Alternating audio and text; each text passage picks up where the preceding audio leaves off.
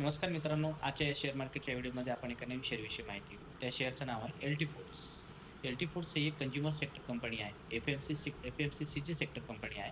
या कंपनीमध्ये बघायला गेलं तर प्रोडक्शन ऑफ राईसचं सर्वात जास्त ही प्रोडक्शन कंपनी करते. बघा सध्याच्या कंडिशनला या स्टॉकचं व्हॅल्युएशन अट्रॅक्टिव्ह आहे आणि टेक्निकली बुलिश आहे आणि यांनी 52 वीक हाय म्हणजे ऑल टाईम हाय हा 508, 509ला मारलेला आहे. तर त्याच्या कंडिशनला हा 499 चालू आहे. तर मला जे कोणी लोकं मित्र जर फॉलो करत असतील, तर त्यांना असं मला सांगू इच्छितो, की बाबा हा सध्याच्या कंडिशनला 499, 490च्या दरम्यान चालू असताना यामध्ये तुम्ही थोडी-थोडी जरी बायिंग केली, तर येत्या काळामध्ये 100% हा 600, 650, 100% जाईल. पण ही कंपनी मित्रांनो स्मॉल कॅप कंपनी आहे. थोडं जरी मार्केट खाली पडलं, तर डेफिनेटली याच्यामध्ये करेक्शन येऊ शकतं.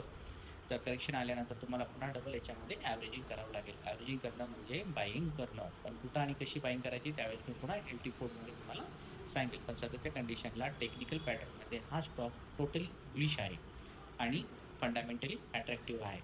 जर हा एफ-एम-सी सेक्टरमध्ये बघायला गेलं तर सगळ्या कंडिशनमध्ये हा स्टॉक छान आहे. तर प्रत्येकाने या शेअर्समध्ये तुम्ही बायिंग हळू-हळू स्मॉल क्वांटिटीमध्ये बाय करा थोडक्यात सांगायचं तर. ओके. चला धन्यवाद.